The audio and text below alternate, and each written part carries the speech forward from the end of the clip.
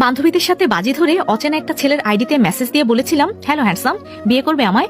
প্রথম দেখাতেই তোমাকে ভালোবেসে ফেলেছি, তুমি যেখানেই থাকো প্লিজ আমাকে নিয়ে যাও।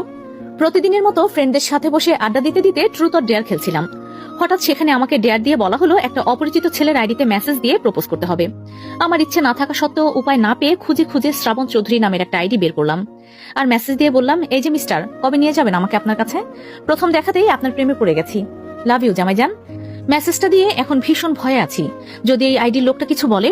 আমি ফোনটা রেখে বান্ধবীদের সাথে কথা বলতে লাগলাম। যতই আমাকে হাসি খুশি দেখাক না কেন, ভেতরে ভেতরে ধুকপুকুনি বেড়েই চলছে আমার। বিকেলের দিকে প্রাইভেট থেকে বাড়ি ফিরলাম। আম্মুকে ডাকতে কিচেনে ঢুকে দেখলাম মা রান্নার কাজ করছে। আমিও সঙ্গ দিয়ে রান্নার কাজে সাহায্য করলাম। পবিত্র রমজান মাস, রাতে তারাবির নামাজ শেষ করে শ্রাবণ চৌধুরী কোম্পানির কিছু কাজের জন্য ল্যাপটপে বসেছেন। তার সাথে ফোনটাও একবার হাতে নিলেন। সেখানে স্ক্রল করতে করতে একটা মেসেজ দেখে হতভম্ব। সাথে সাথে মেসেঞ্জারে ঢুকে দেখলো মেসেজটা, আমার প্রিয় জামাইজান, এই পবিত্র মাসে প্রতিটা সেহরিতে আপনাকে ডেকে তোলার দায়িত্ব নিতে চাই। প্রতিটা ইফতারে আপনাকে নিজ হাতে শরবত বানিয়ে খাওয়াতে চাই। প্লিজ আমাকে আপনার কাছে নিয়ে যান। শ্রাবণ মুহূর্তে রেগে দাঁতে দাঁত চেপে উঠে দাঁড়ালো। সাথে সাথেই ছোট ভাই কাব্যকে ডেকে উঠালো, কাব্য রুমে আয় তো একবার। কাব্য মিনিট 2 পরে রুমে এসে বলল, কি হয়েছে?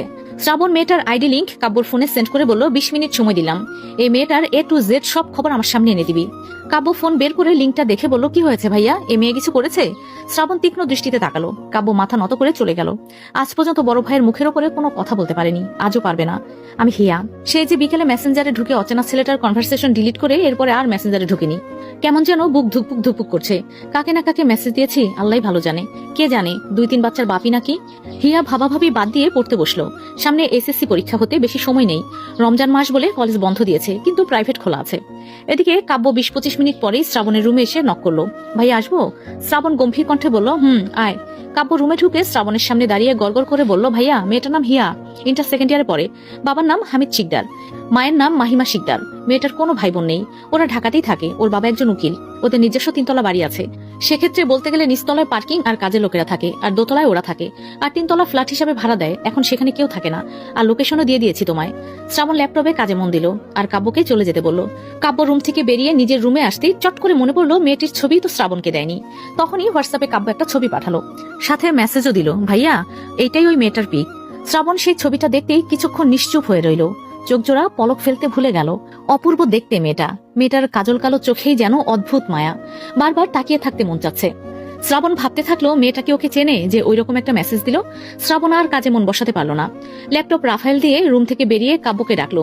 কাব্য সামনে আসতেই শ্রাবণ বলল, কাব্য শোন, ব্যাগপত্র গুছিয়ে রাখ, কালকে একটা জায়গায় যাব, কয়েকদিন থাকবো সেখানেই। তোমার কাজ আছে নাকি?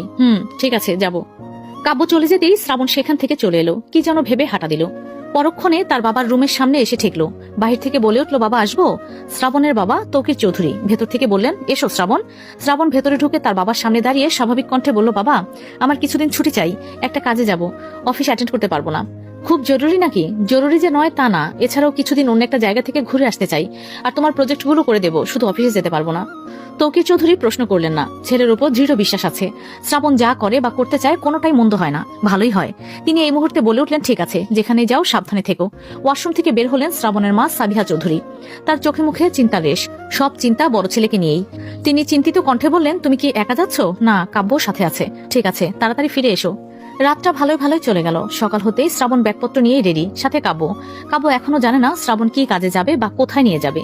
শ্রাবণ গাড়ির ড্রাইভারকে একটা লোকেশন দিল। লোকেশনটা হিয়াদের বাড়ির লোকেশন। ড্রাইভার ওদের নামিয়ে দিয়ে চলে গেল। শ্রাবণ কাব্যকে সাথে নিয়ে বাড়ির গেটের কাছে আসলো। হিয়ার বাবা হামিদ সাহেব তখন কোর্টে যাচ্ছিলেন গাড়ি নিয়ে। শ্রাবণ তাকে থামিয়ে বলল, আঙ্কেল আপনার সাথে কিছু কথা ছিল। হামিদ সাহেব গাড়ি থামিয়ে ভেতর থেকেই বললেন, কি বলবে? শ্রাবণ বলল, আমরা শুনলাম আপনি নাকি ফ্ল্যাটটা ভাড়া দেবেন, তাই চলে এলাম। ও আচ্ছা, তুমি বরং ভেতরে গিয়ে আমার মেয়ে আর ওয়াইফের সাথে কথা বলো, দারোয়ান তোমাদের নিয়ে যাবে। আমার কোর্টে যেতে হবে তাই সময় দিতে পারলাম না। কাব্য হেসে বলল, সমস্যা নেই, আমরা ভেতরে গিয়ে কথা বলছি। হামিদ শিকদার গাড়ি নিয়ে বেরিয়ে গেলেন। শ্রাবণ আর কাব্য দোতলায় এসে নক করলো। হিয়া মোবাইল স্ক্রল করতে করতে দরজা খুলে দিল। শ্রাবণ সচক্ষে হিয়াকে দেখে কিছুক্ষণ তাকিয়ে রইল। কাব্য এবার বুঝতে পারছে তার ভাই সেই মেয়েটার বাড়ি এসেছে। নিশ্চয়ই কোনো কিছু হয়েছে, না হয় তার ভাই এখানে আসার মতো লোক নয়। হিয়া কপালে ভাঁজ ফেলে বলল, আপনাদের তো ঠিক চিনতে পারলাম না। কাব্য বলে উঠলো, আমরা এই বাসায় ভাড়া থাকবো বলে এসেছি। এই বাড়ির মালিক আমাদের ভেতরে এসে কথা বলতে বলেছে। হিয়া যেন মুরগি বানানোর জন্য একটা সুযোগ পেল। ঠিক করলো দুজনের থেকে ভাড়া বেশি চেয়ে নেবে। ছেলে দুটোকে সাথে সাথেই বলে উঠলো, আসুন আসুন, ভেতরে আসুন।